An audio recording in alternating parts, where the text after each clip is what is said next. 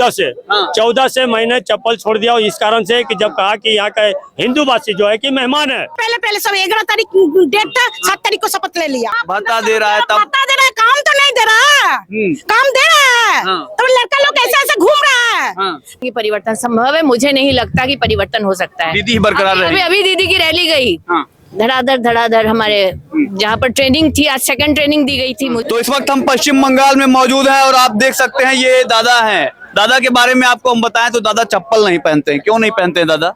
मैं क्यों नहीं पहनता हूँ, जब दीदी आई थी 2014 में हमारे रानीगंज में राजबाड़ी में, तो उसका साथ तो हम भी दिए थे कि चलो कुछ तो बदलाव होगा, कुछ तो बदलाव होगा।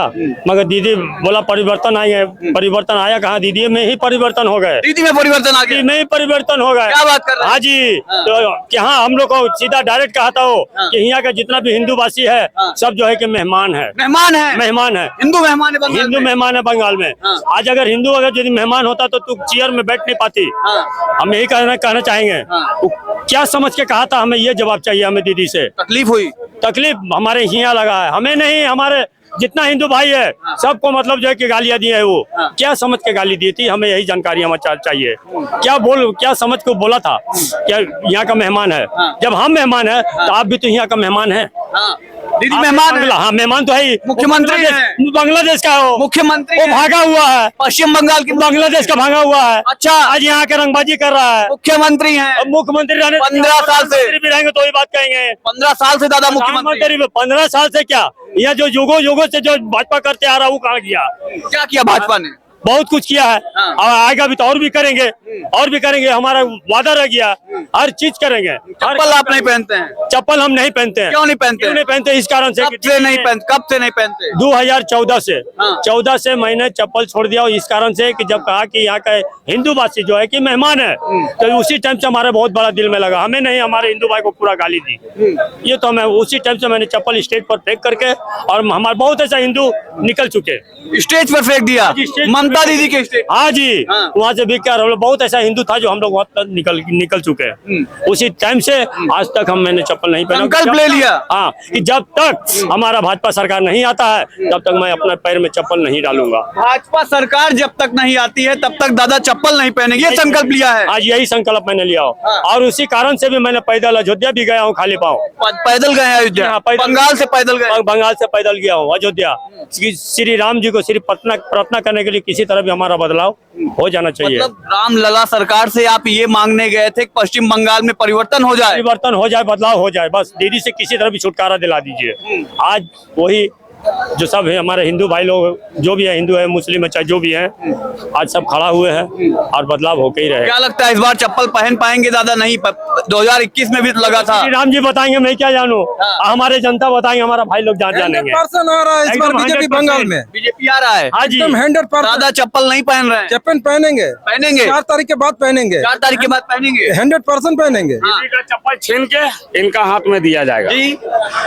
अभिषेक बनर्जी दीदी का चप्पल छीन के इनके गोड़ में दिया जाएगा 4 तारीख को। हाँ, एकदम जोड़ गल्ला 6 नहीं बहने देंगे, 6 नहीं बहने देंगे। उसका पहले पूरा घोषित करेंगे। 245 सीट का हम लोग लीड करेंगे। 245 सीट करेंगे। 245 6 बजे के पहले। हाँ, बोल दीजिए मोदी जी को। 15 साल के मुख्यमंत्री हैं।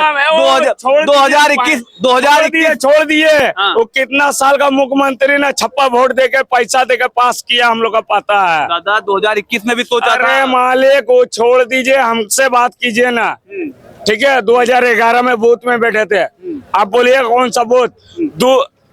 आपका 61 पार्ट बूथ 93 नंबर वार्ड में, वहाँ पर रिवॉल्वर दिखा के वोट कराया था।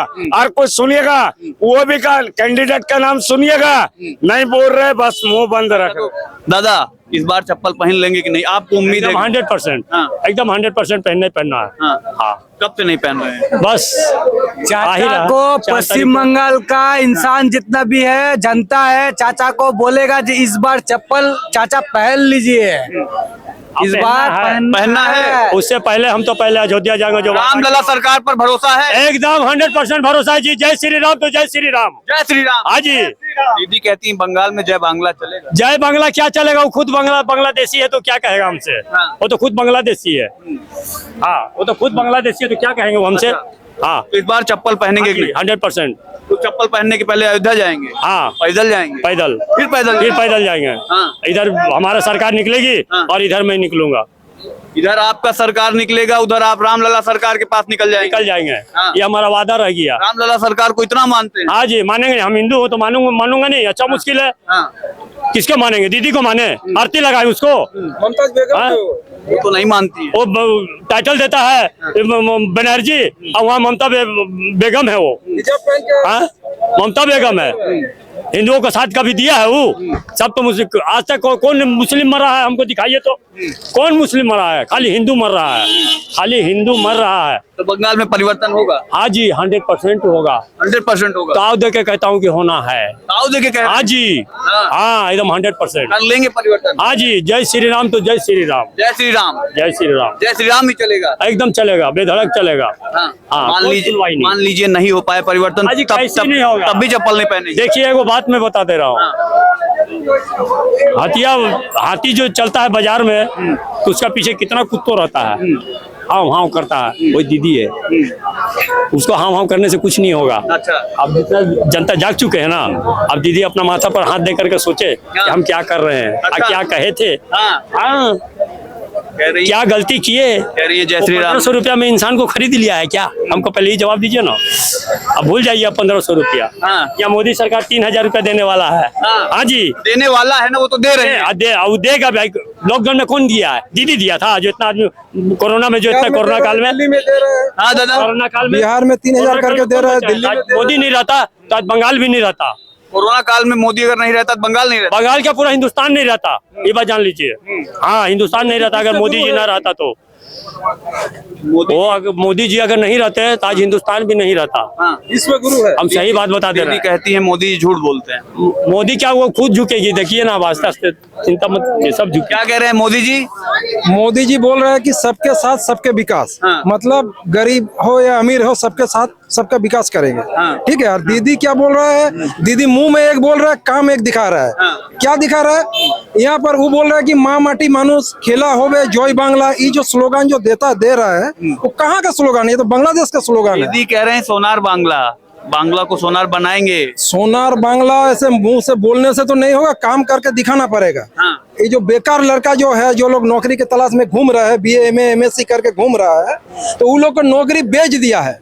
अब बेकार लड़का क्या करेगा? सुसाइड कर रहा है सड़क पे आके, तो वो क्या कर रहा है? बोले कि 1500 रुपया करके इलेक्शन आ रहा है, एक तो करके भाता देगा। तो भाता में 1500 रुपया मतलब डेली 50 रुपया करके। आपके घर में अगर एक तो कोई लड़की रहेगा शादी के लायक, आप कोई 1500 रुपया का भाता देगा तो उसके साथ शादी दीजिएगा आप, या 50,000 का काम करने वाला का शादी दीजिएगा उसके साथ? आप बोल रहे हैं कि मोदी क्या बोल रहा है कि दीदी बोल रहा है गुजरात में गुजरात बंगाल को गुजरात नहीं होने देंगे। ठीक है, तो बंगाल के 80 लाख लड़का गुजरात में काय काम कर रहा है? 80 लाख काम कर 80 लाख लड़का वहाँ पर फ्लैट क्वार्टर लेके काम कर रहा है। और वहाँ से एक तो लेबर हाजिरी है 800 रुपया। अगर ओवर टाइम कर लेगा तो 1200-1300 रुपया कमाएगा। और बंगाल में अगर 6,000 का अगर काम खोजने जाइएगा तो अपन नेता का तेल गोर में तेल लगाना होगा, पार्टी ऑफिस में 6 महीना 8 महीना घूरना पड़ेगा, तब जाके आपको मिल सकता है। गारंटी नहीं है, मिल सकता है। हाँ। और गुजरात में जाइएगा तो आपको कोई भी काम, आपको झाड़ू पोछी कुछ नहीं आता तो झाड़ू पोछा लगाएगा तो 600 रुपया हाजिरी मिलेगा। तो बंगाल का बहुत लेबर है। मुर्शिदाबाद जाइए, बांकुड़ा जाइए। बंगाल में ये स्थिति है कि प्राइवेट नौकरी लेने के लिए भी पार्टी दफ्तर जाना पड़ता है। प्राइवेट नौकरी लेने के लिए 30 से 40 हजार 50 रुपया पार्टी ऑफिस में घूस देना पड़ता है। अभी ये अंदर का बात है, सब जानता है। यहाँ पर काम कुछ नहीं है नहीं। अगर काम खोजने बोलिएगा तो बोलेगा टोटो चलाओ, नहीं तो पकौड़ा बेचो, ये सब काम करने के लिए बोले। किंतु काम है ही नहीं, इंडस्ट्री है ही नहीं। 35 साल से सीपीएम गवर्नमेंट इंडस्ट्री सब बंद कर चुका है और ये लोग 15 साल से कुछ बनाया ही नहीं, तो काम मिलेगा कहाँ से? थोड़ा सा बहुत काम है। वो लोग क्या कर रहे हैं? उन लोग का जो कुछ मुस्लिम लड़का है उन लोग को दे रहा है और बाकी सब जो है वो बेच रहा है। 10 लाख 20 लाख 50 लाख में बेच रहा है, जैसे एसीएल का नौकरी बेचता है वैसे बेच रहा है। क्या दादा, क्या नाम है? मेरा नाम है पुलक सिंह। पुलक सिंह, हाँ। कहाँ के रहने वाले? मुकड़ा का रहने वाले हैं। तो क्या बंगाल में इस बार बदलाव होगा या खेला?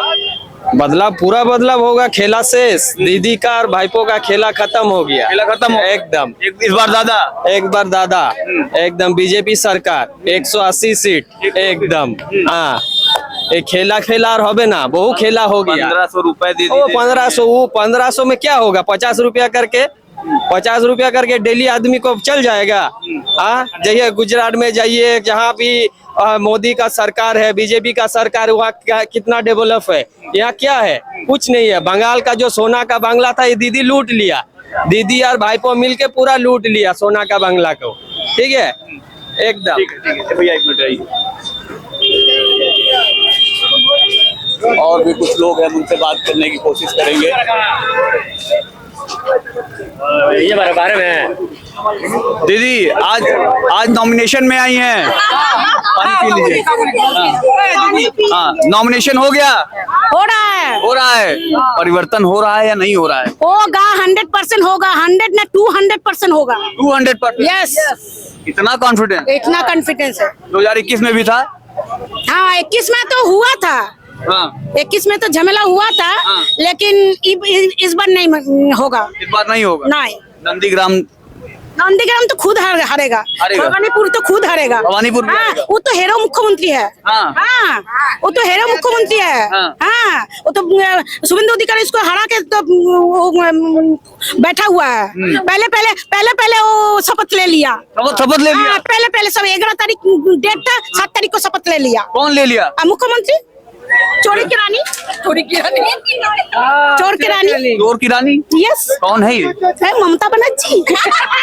आप कह रही हैं चोर की रानी ममता बनर्जी। दीदी 1500 रुपए दे रही हैं, भत्ता दे रहा है, तब भत्ता दे रहा है, काम तो नहीं दे रहा। काम दे रहा है। हाँ। तो लड़का लोग ऐसे घूम रहा है। हाँ। 15,000 रुपया दो तो समझेगा, हाँ दे रहा। 1500 रुपया में क्या होगा? एक बस्ता में चाल नहीं होता। आपको 1500 आपको ऐसे देखिए 8-10 हजार। हाँ, मेरा रुपया मैं हमसे ही मैं हूँ। अच्छा, तब तो मेरा दीदी- दिल्ली मेरा ही मैं हूँ करता है। तब तो इस बार दीदी या दादा? दादा। दादा। नो दीदी, only दादा।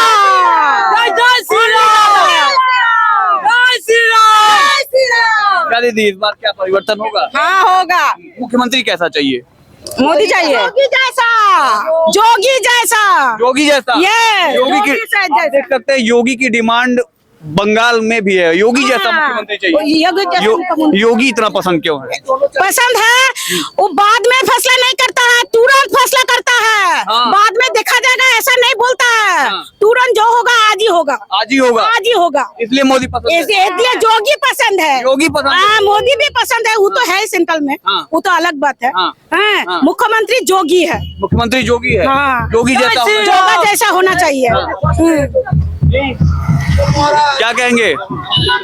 तो देखा आपने जिस तरीके से ये बंगाल की जनता है, बंगाल के लोग हैं, बंगाल के लोग तमाम बातें कर रहे हैं और अपने अपने दावे मुखर होकर कर रहे हैं। लेकिन ये निर्णायक चीजें जो है, ये निर्णायक फैसला जो है वो 4 मई को आना है। इसके पहले आपको बता दें कि 23 अप्रैल को पहले चरण का वोट बंगाल में पड़ेगा, वहीं 29 अप्रैल को दूसरे चरण का वोट पड़ेगा। मैम एक सेकंड, कुछ बातें करेंगे। बंगाल में जिस तरीके से पॉलिटिकल सिनेरियो बना हुआ है और चुनाव है बंगाल में, 23 तारीख को पहला चरण का चुनाव है, क्या लगता है बंगाल में परिवर्तन होगा या खेला होगा? हमें तो नहीं लगता है कुछ परिवर्तन होगा, क्योंकि मैं इस विद्यालय की सहायक शिक्षिका हूँ। मेरे प्रिसाइडिंग ऑफिसर की ड्यूटी पड़ी है। पहली ट्रेनिंग थी 29 तारीख को, मैंने अटेंड की। अगले दिन मेरे पास शो कॉज लेटर आ गया, कारण बताओ नोटिस, कि आपने ड्यूटी अटेंड नहीं की है। इस तरह का तो काम हो रहा है यहाँ पर। तो कैसे परिवर्तन संभव है, आप सोच सकते हैं। मैं अभी SDM ऑफिस आई थी उसका जवाब लिखकर देने के लिए, ठीक है। तो वहाँ पर वो क्या नॉमिनेशन फाइल हो रहा है, तो उनसे नहीं मिल पाई, तो डेप्यूटी उनसे मिली मैं, SDM से, डेप्यूटी SDM से। तो उन्होंने बोला कि आप इसको यहाँ का कंट्रोल करते हैं, आसनसोल के जो डिस्ट्रिक्ट पश्चिम बर्धमान के मैजिस्ट्रेट है, वो उनके पास आप बाई पोस्ट भेज दीजिए। तो यहीं पर छोटी छोटी कमियां दिखाई पड़ रही हैं। तो जब लोग सजग नहीं है, सचेत नहीं है, तो मानसिकता उस तरह की तैयार कर दी गई है, तो कैसे हम सोच सकते हैं कि परिवर्तन संभव है? मुझे नहीं लगता कि परिवर्तन हो सकता है। दीदी बरकरार रही। अभी दीदी की रैली गई, धड़ाधड़ हमारे जहाँ पर ट्रेनिंग थी, आज सेकंड ट्रेनिंग दी गई थी मुझे, जबकि मैं फर्स्ट ट्रेनिंग कर चुकी हूँ। सेकंड ट्रेनिंग होनी है 5 को।